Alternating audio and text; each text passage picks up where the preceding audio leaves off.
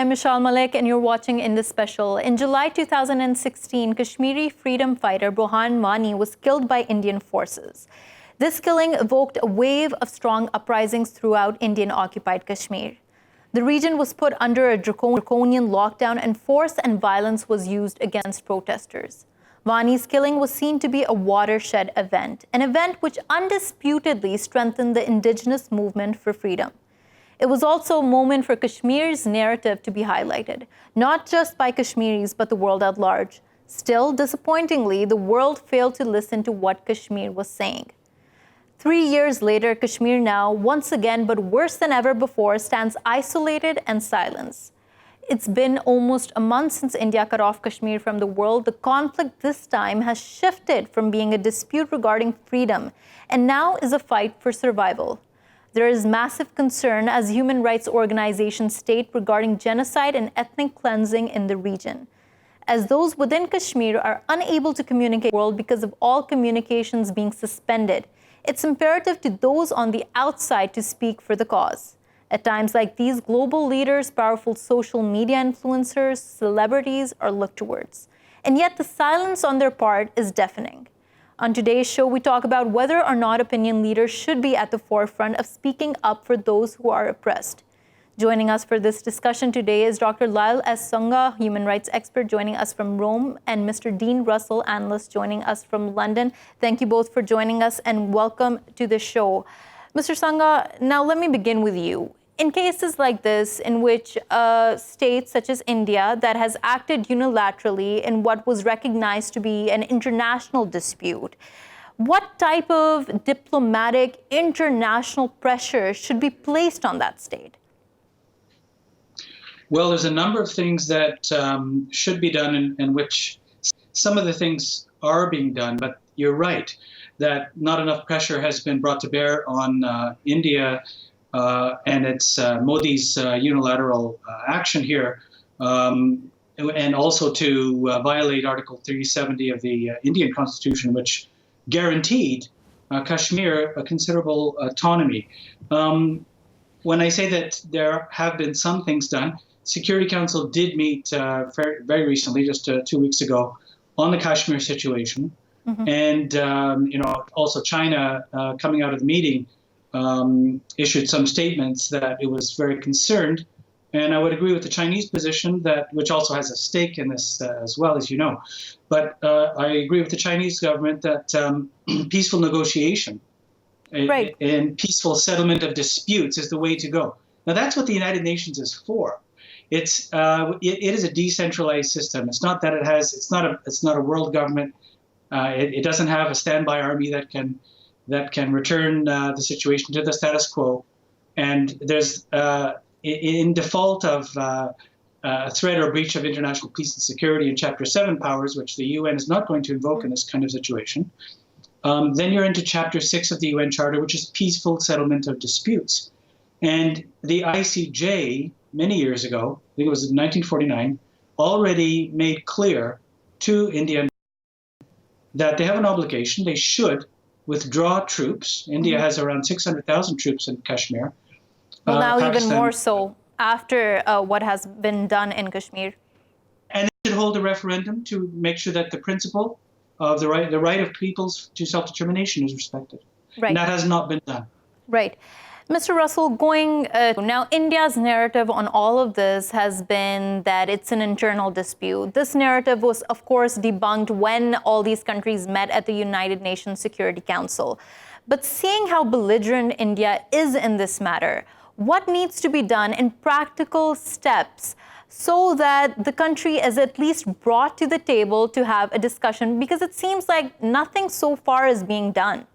I think this goes back to the traditional concept of dialogue, and I think all parties need to be discussing what to do next. I think one of the challenges here is around the complexity of the history of the region, and I know from an external perspective, talking from the UK, I don't think the rest of the world fully comprehends how challenging the dynamic is in Kashmir. I've got a lot of friends from Kashmir, and I think one of the difficulties they find on all sides is the conversation around it. there's so many domestic agendas at the moment in all countries, and especially in the superpowers, whether it be trade wars, whether it be elections. And I think the problem there is that means that distracts from anything talking around issues in Kashmir and other places around the world. Right. So, Mr. Russel, I get the argument that since it is such a politicized dispute with so much happening within it, many people, especially powerful people in positions such as, celebrities or social media activists, would take a step back and wouldn't want to get mixed up in the situation. But now, after a month of lockdown in the region, these people not having access to healthcare, them not being able to even communicate to their families outside of Indian-occupied Kashmir regarding whether they are alive or whether they're healthy. This is a humanitarian crisis, almost black and white, the situation. Why don't you think that people are now talking about the humanitarian crisis? Why aren't they focusing on that? Why aren't opinion leaders coming out with a more bold and a more hardline stance? I think there's an element that people are, on the wider scale, are concerned about offending one party or another. I think there's a real challenge here in terms of understanding, as I say, the domestic issues, the international issues, and also the wider context of what's going on in the world. I think there's so many campaigns nowadays running internationally around humanitarian issues. I think Kashmir, sadly, seems to be lost in the mix a little bit, even though it affects so many different people, so many different nationalities. And I think the challenge, in a way, is starting to break down some of the conversations around what's been happening there, what the legacy is, and also starting to get more people more broadly talking around Kashmir in a more general sense, so that people get a sense of what actually is going on and what the history is there. Right. Mr. Sunga, talking a little more about this, now an issue running parallel to what is happening in Kashmir on a basis of a humanitarian crisis.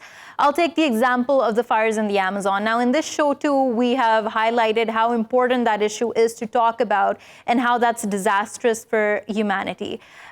And we do see a lot of people coming forth and talking about it. But at the same time, almost 10 million people, their lives are at stake. Now, what's the difference between these two situations? I mean, speaking out against Bolsonaro's government could also cause offense to the Brazilian people. What's the double standard here? It's no excuse that that people don't act, because this situation is getting much worse. It's there are a lot of very serious violations going on. These are well documented by human rights organizations, and they're recognized by the United Nations. So definitely, this situation's getting in a very bad way, and I don't think one can compare. Your question goes to political mobilization, and the environment is in a way much easier for people to understand than maybe the Kashmir conflict, which is a little bit convoluted in some respects. But what shouldn't be convoluted and what should be crystal clear, and I think you're making this point very well, is that... Mr. Sunga, sorry to interrupt here, but you mentioned political mobilization here. What I do want to ask is, why do you feel like at this moment in time, when we're talking about political mobilization being essential, do you feel like it is selective empathy on any part? There is this claim that with the rise in Islamophobia around the world and the fact that these are Muslims who are suffering, people aren't coming out enough and talking about the issue. Had this been happening somewhere else, the reactions might have been different. It's quite possible because, for example, in the Rohingya situation, and, in other situations involving instances where Muslims are victims, the sympathy may be less from the West because of the fear of terrorism and Islamophobia and out-and-out racism. It's quite possible. It's very hard to determine how much of that plays a role. I would like to think that when it comes down to it, that people are much more humane in their attitude and less discriminatory. But I don't think, what you're saying could be discounted, and I think it could play a larger role with fears of terrorism that get whipped up. And, and the situation of Kashmir. Right. Pakistan, Imran Khan has played a very restrained role, and glad to see that. And I hope he doesn't get provoked by the very provocative actions of the Modi government, which are quite shameful up to this point on Kashmir. Right. On that point, thank you so much, Sunga, for joining us and taking out the time to talk to us. Now, Mr. Russel, going to this point about how powerful the Modi government has become in terms of its image across the world. And do you think that has anything to do with why world leaders, the economy is the worst it has been in a very long time? Now, let's get those facts straight. I mean, that clout that India might have had, it doesn't have that. Yes, the population is large, but Modi government has also suffered economically in the past tenure. But the fact that it has created this very carefully cultivated image for itself, do you think that might be the reason why global leaders aren't coming out enough and speaking against him? I don't think it's so much that, although obviously there's always a part to play with the prominence of the leaders of different countries and world leaders. I think a lot of it, though, is that countries and global economies are scared to put more fuel into the fire. And I think, as was noted and as I agree, it's such a complex area. I think people are probably a bit worried about saying or doing the wrong thing and sparking an escalation in the conflict overall. Let's remember, we're talking about nuclear powers here, talking about large economies, large numbers of people on both countries, and then really the focal point then on Kashmir becomes a far bigger situation globally, because if you suddenly have a conflict, which one prays wouldn't happen, but if you saw a conflict between Pakistan and India, I mean, that would have huge ramifications globally. And I think it's more a case of caution and concern around making things worse by saying or doing the wrong thing than it is necessarily a lack of concern for the people of the region overall. Mr. Russell, stay with me on that point. I want to introduce another guest who's joined us, Ms. Vanessa Biard-Schaeffer, who's a political analyst and secretary of the Institute of General Semantics, joining us from Paris. Now, Vanessa, while we're talking about everything that is happening, and the fact that countries don't want to add fuel to the fire that's existing, they don't want to take sides because the situation in Kashmir is so very complicated. Now, I want to point out towards an incident in which it seemed like Modi was being provided relief for his human rights atrocities being carried out in Kashmir. Now, when he was invited to the G7 summit recently, many people took that as, people trying to appease Modi with everything that's going on. Now, we have a standard there set when in 2014, Russia annexed Crimea, it was taken out of the G8. But here we see Modi being invited. What do you think? What message does that send out to the world? Well, I think it's very complicated for most leaders internationally to have a clear stand on this issue. First, it's very far from France and Europe. So public speaking is very difficult for the public to understand what is going on, and for these leaders to say clearly what they think about the situation. Right. Secondly, it's very, very difficult because there are not only two countries involved, but three countries, I will say, China, India, and Pakistan. So they know that the situation could ignite something terribly difficult to handle and manage. And thirdly, we have situations in Europe that can be fired up if you raise the question of Kashmir too much. For instance, in the south of France and the north of Spain, there's a region called Catalonia, and they want to be independent from Spain and directly attached to Europe. Can you imagine what will happen if we have a second civil war in Spain? Because we have a very strong stance in Kashmir. Right. That could have consequences in Europe, like in Ireland. For years and years, you had bomb attacks, you had civil war in Ireland, and it's only very recently that the situation was appeased, quiet, like I think, if I recall well, in the 90s. Right. So it's difficult for international leaders to say publicly yes, we have to do this and that about Kashmir or any other country or conflict, when they know themselves that in Europe we could have these similar situations arising.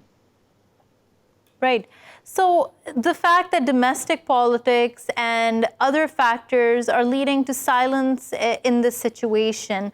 Now, the point here is also that the issue of Kashmir is seen to be a nuclear flashpoint between two nuclear-armed states. The world should be concerned regarding that. Do you think that isn't cause enough for countries to speak up?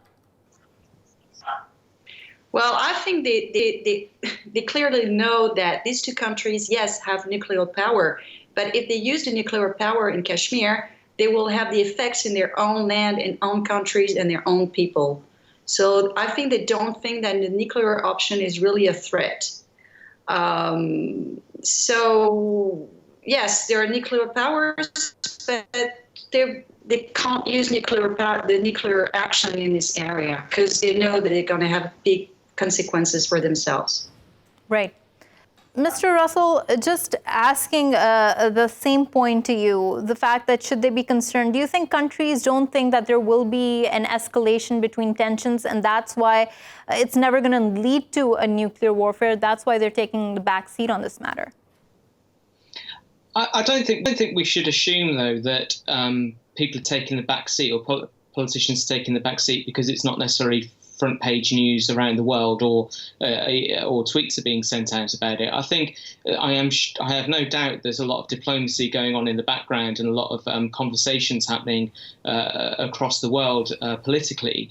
I think that the challenge here is that if anybody's too vocal and says the wrong thing, I think there'll be a fear of doing that. I mean, even if you look at President Trump, if I understand correctly, I believe he offered to mediate and get involved on a very softly way, which if you think about many of his tweets, often that's not necessarily his first port of call in terms of language and moderation when he has a view on something. So I think there's a realization that these are two very big global powers. There's a lot of complexity, as I say, and therefore going down the media route, and going down a potentially fuel on the fire approach through media and through hashtags and through Facebook campaigns might not necessarily get the result that everybody wants. I think that it's much more likely that conversations are going on behind the scenes in halls of power than they are on the front page of Facebook.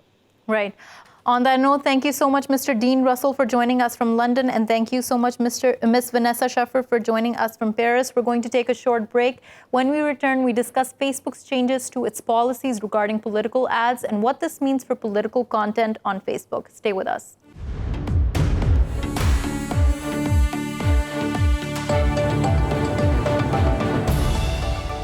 Welcome back to Indus Special. Now, Facebook recently announced that it is tightening its policies for political ads before the US 2020 elections. These changes mean that advertisers now need to prove their identities to make the entire process of reaching out to Facebook users more transparent. We unpack the story and look at the real power of political ads on Facebook and what happens behind the scenes with ads and revenue that influences not just Facebook's users, but Facebook's own rules and policies. Joining us to talk about this today is Mr. Donohoe, CEO of Level Agency and the author of the CEO's Digital Marketing Playbook, joining us from Charleston. We're also joined by Ms. Saleha Zahid, digital rights advocate at Bolobi, a civil society organization geared towards advocacy, policy, and research in the areas of digital rights and civic responsibilities, joining us from Islamabad. Thank you both for joining us and welcome to the show. Now, Ms. Zahid, let me begin with you. What does the policy statement say that Facebook has recently released regarding these ads, and take us through the details of it? All right. Well, Facebook has released this new label. It's a confirmed organization label. And for any organization to advertise politically on Facebook, they have to provide their complete contact details as well as information such as their tax number or a government domain in order to be considered a legitimate organization that is advertising on Facebook. Now, the thing that happens with these new requirements, is obviously that users kind of have a greater sense of who is providing these political ads, who is influencing them, and what their motivations may be. So in this way, Facebook is kind of trying to increase the legitimacy of organizations that are advertising on Facebook, and increase the information that users have in terms of where their ads are coming from and what their motives might be. Right. And Mr. Donohoe, now going to you and just talking about what a political ad is and what that entails. Now, we know that Facebook's ad revenues are massive. That's the main source of how they earn revenue. Now, when we're talking about political ads, they also clumped ads related to social change, social issues, and several other things. Now, what would constitute as a political ad? So in this particular case, a political ad, as defined by Facebook, would have something that has an outcome as it relates to an election in terms of, I believe, their internal policies. But keep in mind, Facebook was tracking in terms of last year's top line revenue at about $56 billion. And even though these elections in the United States and internationally are profitable, we have to keep in mind that it is still not the lion's share of that overall revenue. And again, they only occur every other year, or obviously in the United States, every 2 to 4 years. So talking a little more about the scope and how wide it is in these policies, are you saying that it will only be limited to election time and that's only related to U.S. elections? So there's a bit of a loophole. Even though the primary regulations from an internal Facebook standpoint absolutely point that you have to identify if you're an official political group, there's a pretty big loophole. Mm-hmm. And the loophole is that if you are deemed what's called an advocacy group, if you're an advocacy group, you do not have to fall in line with those identification policies that were listed before. So it's very similar, I feel, to what has happened with what's called hard money versus soft money in American politics in the past 10 to 20 years, where dollars from official political groups are very heavily regulated, but things from what are called soft money places or political action committees are significantly less regulated. So Facebook, on one hand, is taking fairly aggressive steps to provide transparency and more information in terms of official political groups that advertise, but in terms of advocacy groups that could do the same thing, that could have the same message, the same intent, the same outcome, those are significantly less regulated by Facebook. Right. And I'll take this next question to Ms. Zahid. This loophole that Mr. Donohoe talked about seems to be pretty apparent here. Now, why is it that Facebook creates these policies and has massive loopholes within them that easily can be circumvented and people can actually get to the point of how Facebook worked before? Well, because Facebook is actually run by profit and it is run by its user base, right? So recently, at least since 2016, since Facebook, since it came to the forefront, the big role that Facebook played in influencing the U.S. elections, particularly in terms of the Russian bots, right? And then we had the Cambridge Analytica case, as well as a lot of different privacy breaches and scandals that arose. Now, so Facebook, in order to kind of take care of the slants to its reputation, has to release these policies in order to make sure that it is kind of getting the trust of governments and of its users back. Mm-hmm. So officially, while it releases these policies in order to deal with allegations that it is having undue influence over elections or over political opinions, in the background, in this way, it can still have a very great control over which organizations, for example, it is giving legitimacy to in terms of political advertisements. Right. But here's my question. Now, this measure, as you're saying, Facebook is run by profit and they have to appease their users and governments and shareholders in some way. But even governments would be aware to why there's such a huge loophole. Now, why do you think Facebook does this and goes back into the line of fire? Is it because it doesn't impact their revenue at all when when their reputation is taken through the mud? No, I wouldn't agree with that. I think that their revenue is impacted according to, different allegations that impact their reputation. So even though the users of Facebook are steadily continuing to increase until today, the last report released on the detail of how Facebook is being used do report that engagement on Facebook has taken a significant hit in the last year. So despite the fact that it is still impacting their revenue, they introduced these loopholes so that they manage to continue to have a control over content that is being released on Facebook and how that content is being used, while managing to pacify, complaints of users and governments against their policies. Right. Mr. Donohoe, talking more about opinion and the fact that Facebook might not be making the earnest effort that it should when we're talking about actually trying to curtail political influences. Now, it seems like from the statement released by Facebook itself that this policy will be restricted to the United States only. Is that true? Initially, that is what is being communicated. I believe that while India, for example, has the largest singularity from a user base and a utilization standpoint at around 270, 290 million. The United States is around 190, and everyone else is significantly less. Even though there is a focus on utilization and active users, there is still a focus on revenue and money more than anything else. So number one, I would not be surprised if this is just a United States-centric play to, again, appease that court of public opinion.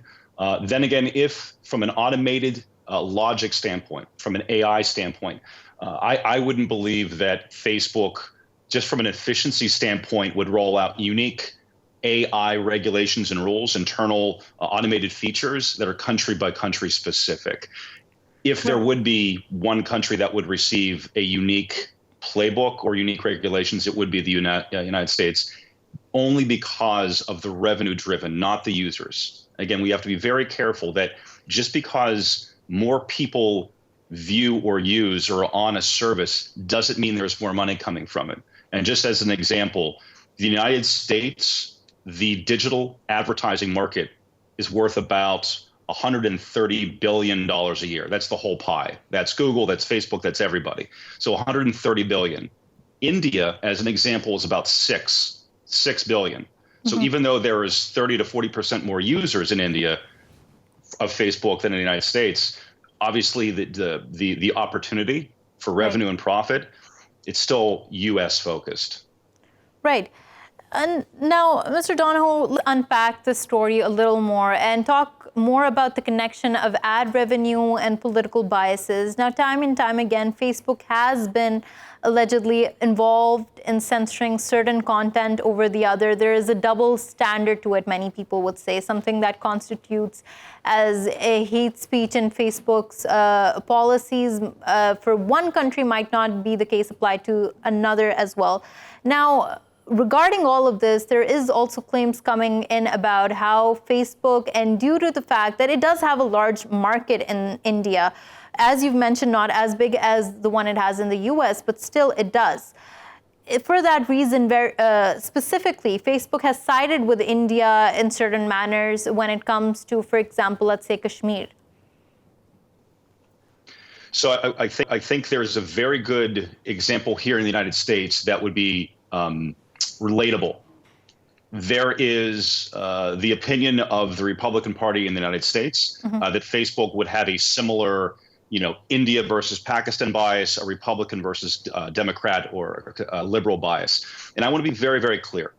I strongly believe, and again, I'm fortunate to be in a position where my companies like mine are the pipeline of money. So we represent clients that spend millions of dollars. So I do see where the money goes. I want to be very clear. Facebook will, and Twitter and Google will take positions from a moral or ethical standpoint. They will make certain rules eventually when you start getting a lot of pressure in terms of the types of speech that are and are not allowed on the platform, both in terms of paid advertising and what we call organic. So keep in mind, just because I personally or you personally post something, that's not a paid ad. So keep in mind, paid advertising is different than stuff that individuals post. And in both cases, I do not believe it is possible, but it's so inefficient for, on a manual basis, country by country, for human beings, employees of Facebook, to start monitoring and curtailing or boosting certain content, either paid or organic. I do believe that there are what are called automated rules, where they are giving the machine learning tools rules to follow, and those are very binary. All right, Ms. Donohoe, on that, I'm going to go back to Ms. Zahid and talk a little about this fact that content and censorship might just be automated, and Facebook does set out certain guidelines, but it doesn't actually go out and do this. Now, there was a claim when we're talking about the issue of Kashmir that the highest number of fact checkers are within India, and that's why content was influenced by perhaps Indian standpoints and Indian views. Is there truth in that? Yes, I think that there's definitely truth. So there are 7 official partnerships for fact-checking organizations that Facebook has with companies in India.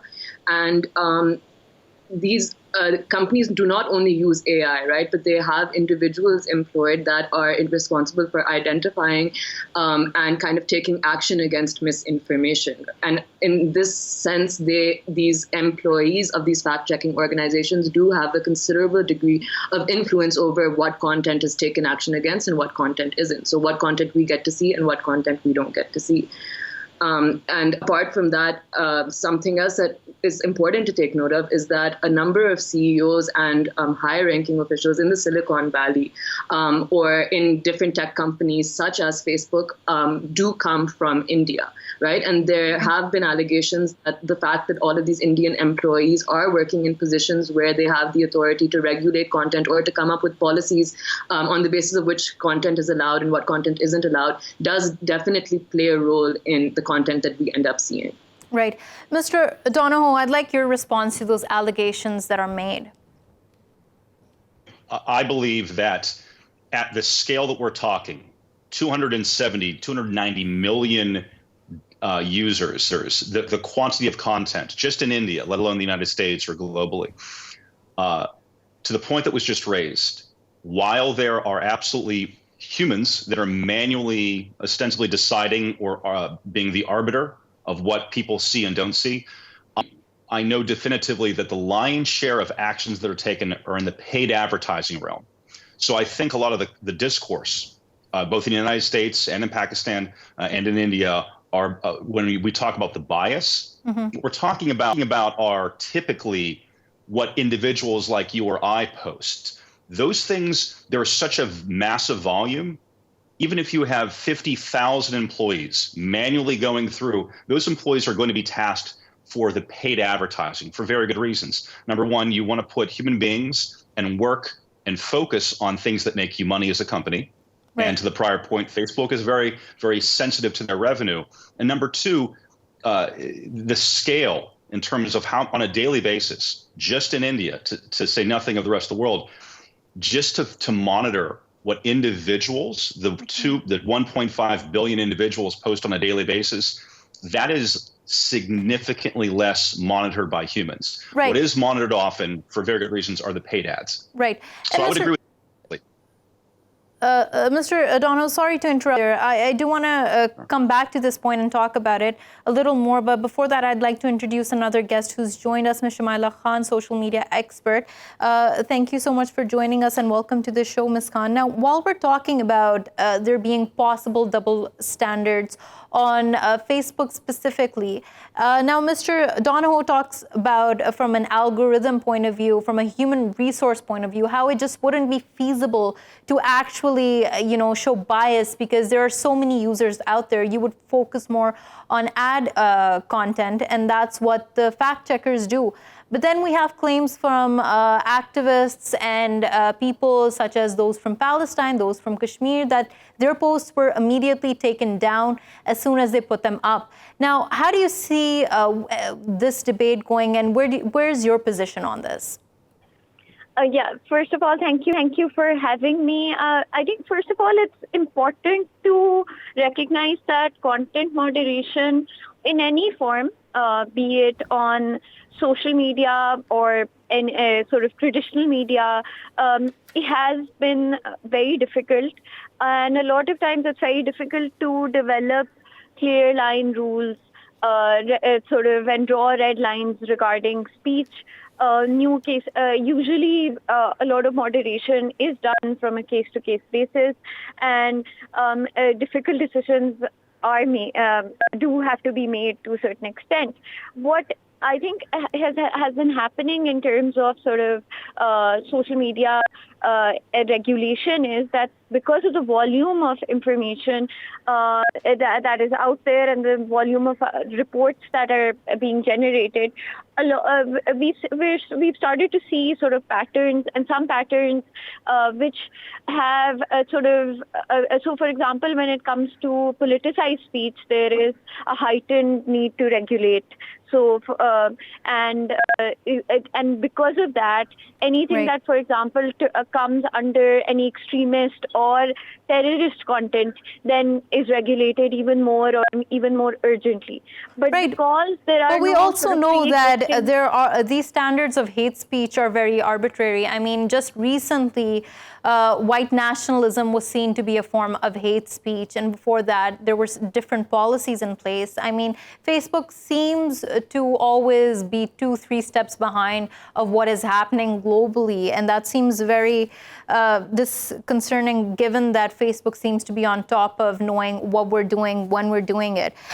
Ms. Zahid, just talking a little more about this new policy that Facebook has put in place. Now, how do you think this will impact micro-targeting? Because that was one of the main concerns about what happened in the 2016 U.S. elections. I think that it will have a significant influence, right? Because when we're saying that Facebook is going to have tighter controls and regulations for which companies are politically advertising on Facebook or not, then that means that Facebook is in charge of those tighter controls, right? It is in charge of deciding which companies or organizations it's going to give the confirmed organization label to or not, as well as which companies or organizations it's going to block or not, right? So as we know, the Epoch Times was recently blocked or banned on Facebook because it was the second large or one of the largest advertisers for pro-Trump campaigning on Facebook. Right. So we have examples like this, which do show us that at the end of the day, with new policies such as the one that has recently been announced, Facebook kind of does have a greater control or a greater say over what content we get to see and what content we don't get to see. Right. Mr. Donohoe, just wrapping up with your last, what do you see now happening after this policy has been introduced? With all the dynamics at play, what do you see happening in terms of political content on Facebook? Sure. In terms of not just political content, but from a paid advertising standpoint, any other topic, sensitive or not, here's where the rubber meets the road. It's the targeting data points that Facebook allows advertisers like my company and the hundreds and hundreds and hundreds of others to access. So the data points about every human being. And that's where the real conversation and the real investigation should lie. And as an example, they, on a quarterly basis, either roll out or roll back different targeting features. As a few examples, a year ago, you could target by job title incredibly easily. Now it's much more difficult. And these small data points, whether it's political affiliation, job title, household income, net worth, those data points, whether it's to be weaponized for political purposes or weaponized for selling cars, those are the actual things that Facebook absolutely changes as they experience pushback or as they experience a really big potential in new revenue. So those are the data points, the targeting features that individuals like us, those are the things that make a difference in terms of what we see versus what we don't see. And the bottom line is, from a political discourse standpoint, they have definitively pulled back some targeting features, but certainly not all. And so I don't think this election coming up in America is going to be that significantly different in terms of the types of ads we see. Now, that might change in a few years. Right. Mr. Donohoe, now, sorry to cut you short there, but running out of time. Those last comments were very striking, that the situation in these coming elections might not be that different, because Facebook, with all the pushback that it's facing, it is making some changes, but just not enough that are needed. On that point, thank you so much, Mr. Thomas Donohoe, for joining us from Charleston. Thank you so much, Ms. Saleha Zahid, for joining us. And thank you, Ms. Shmyla Khan, for joining us. Thank you for watching Indus Special. We will see you again tomorrow with more stories. Till then, goodbye and take care.